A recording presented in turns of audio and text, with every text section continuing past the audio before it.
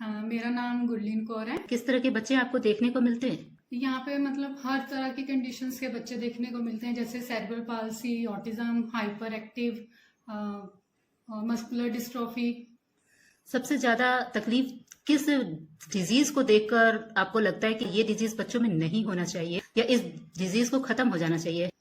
वैसे तो आज के टाइम में कि बच्चों को कुछ भी ना हो तो अच्छा है, लेकिन यहाँ पे ये है कि सेरेब्रल पाल्सी और ऑटिज्म मतलब दोनों ऐसी कंडीशंस हैं कि बिल्कुल होनी नहीं चाहिए बच्चों को, क्योंकि जो सीपी है वो अलग तरह की है और ऑटिज्म है वो बिल्कुल ही अलग तरह का है। मेरे ख्याल से ऑटिज्म नहीं होना चाहिए बच्चों को।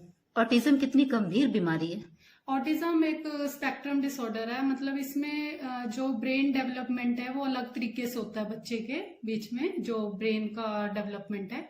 और इसमें जो है साइन सिम्टम्स ही है कि इसमें बच्चा आई कांटेक्ट नहीं करता, और या तो फिर वो घूमता रहता है या वो अपने हाथों को हिलाते ही रहता है, कि मतलब वो डिस्ट्रैक्ट करता है अपने आप को कि मैं आराम से, या तो वो टिक के नहीं बैठते ऑटिज्म वाले जो पेशेंट्स हैं।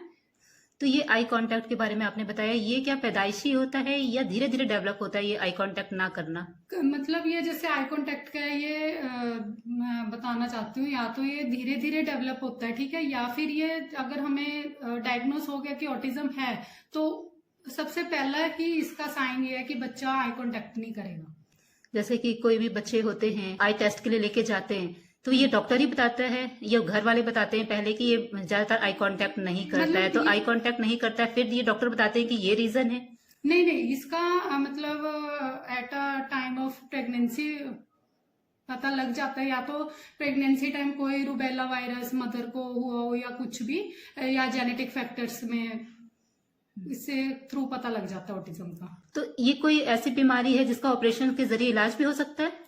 नहीं, इसका मतलब कोई ऐसा नहीं है कि इसका ऑपरेशन के दौरान की इलाज हो सके। इसमें तो ये है कि occupational therapies, physiotherapy, motor skills यही डेवलप कराने की। तो ये एक एक्सरसाइज के जरिए हम इसको ठीक कर सकते हैं? हाँ जी, एक्सरसाइज के, और जैसे कि डेली हमने कम्युनिकेशन स्किल्स होगी, जैसे इनके साथ इनकी ब्रेन डेवलपमेंट के लिए इनको एक्सरसाइजेस करानी, और इनको जैसे ये बैठ के बच्चों एक तरह तो स्टेबल होके नहीं बैठ सकते, वो चीज इम्प्रूव कराना, और डेली जो लाइफ स्किल्स है उसके अकॉर्डिंग बेसिक नीड्स बतानी इनको, कि कैसे हमें, मतलब जैसे हम लोग खुद अपनी डेली बेसिक्स नीड्स हैं कि हम सुबह उठते हैं, ब्रश करते हैं, अपने ऑफिस के लिए या स्कूल के लिए तैयार होते हैं, मतलब एक ये है कि इनको बेसिक नीड्स सिखानी चाहिए। कहते हैं कि ब्रेन के जरिए ही आंख हमारी काम करती है, तो जब तक हमारा ब्रेन ठीक से डेवलप नहीं होगा, इसी वजह से वो आंखों की मूवमेंट कम है। इसमें यह है कि बच्चा, ये तो आईज वाले ही ज्यादा बता सकते हैं कि इसमें आई साइट कितनी है या प्रॉपर सही है या नहीं है, पर यह है कि इनको साफ, मतलब क्लियर इनको दिखता है, ऐसी बात नहीं है, लेकिन बस ये आई कांटेक्ट नहीं करते एक जगह से। मतलब हमें सबसे पहला मैंने आपको बताया कि ऑटिज्म को हमें डायग्नोस करना या फिर पता करना कि इसको ऑटिज्म है, वो आई कांटेक्ट ही नहीं करेगा। और यही वजह होती है कि ये आगे फ्यूचर में कभी ड्राइविंग ना कर सके या कुछ भी ऐसा इनको दिक्कत आती है या साफ मना होता है इनके लिए ड्राइविंग करना? हाँ जी, बिल्कुल। ऐसा भी कुछ परहेज है या कुछ खान पान भी है जो इस बीमारी को ठीक कर सके? खान पान तो मतलब ये है कि अच्छे अपनी डाइट लो, फ्रूट्स वेजिटेबल्स अपनी डेली लाइफ में ऐड करो, सही है। थेरेपीज, एक्सरसाइजेस, वॉकिंग, ये सब चीज अपने इंक्लूड रखो। ये बच्चों में ही प्रॉब्लम पाई जाती है या बड़े में भी? कभी जैसे नॉर्मल एक बंदा ठीक है लेकिन अचानक से उसके में भी ये प्रॉब्लम आनी शुरू हो गई, ऐसा? बाय बर्थ ही। हाँ। क्या वातावरण से भी कोई इफेक्ट पड़ता है? नहीं, इसका मतलब एनवायरनमेंट से कोई वो नहीं है। या तो ये अपना डेली बेसिक्स नीड्स अपना कैरी ऑन करें और थेरेपीज लेते रहें और मेडिटेशंस वगैरह, मतलब बच्चा स्टेबल होना पहले काफी जरूरी है, उसके बाद ही उनको कुछ करा सकते हैं।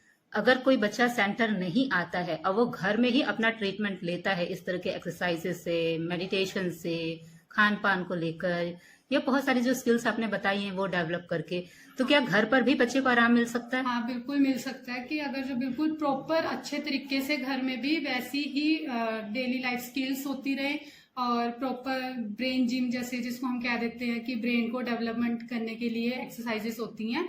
तो अगर जो वो घर में भी करते रहे तो बच्चा उससे भी ठीक हो सकता है। लेकिन ये है कि अगर जो बच्चा बाहर जाएगा तो थोड़ा इन्वायरमेंट में चेंजेस आते हैं। कई बार बच्चा बोर, हम लोग खुद भी अपने डेली लाइफ से स्किल से बोर हो जाते हैं, तो हम लोग भी चाहते हैं कि हम कहीं बाहर अंदर जाएं। तो वो बच्चों में भी ऐसा होता है कि हाँ, कि अगर हम बाहर जाके सीखेंगे तो कई बच्चे जल्दी सीख भी जाते हैं, ऐसी बात नहीं है। जितनी भी जर्नी है इस फिजियोथेरेपिस्ट की, जिसमें आपने बहुत सारे पेशेंट्स को देखा है, ऐसे अभी तक आपको कोई पेशेंट मिला है जो इस बीमारी के शिकार थे और अब उनमें बहुत सुधार हो गया, या कह दें कि पूरी तरह से ठीक हो चुका है? हाँ जी, जहाँ मैं मतलब जॉब करती हूँ वहाँ पे ऑटिज्म्स के बच्चे हैं, लेकिन मैंने मुझे 1.5 ईयर हो गया है, तो मैंने उनमें काफी ज्यादा इम्प्रूवमेंट देखी है। पहली बात तो वो स्टेबल हो गए हैं, जैसे पहले बैठते ही नहीं थे या फिर वो खाना नहीं खाते थे, लेकिन अब वो खाना भी खा लेते हैं।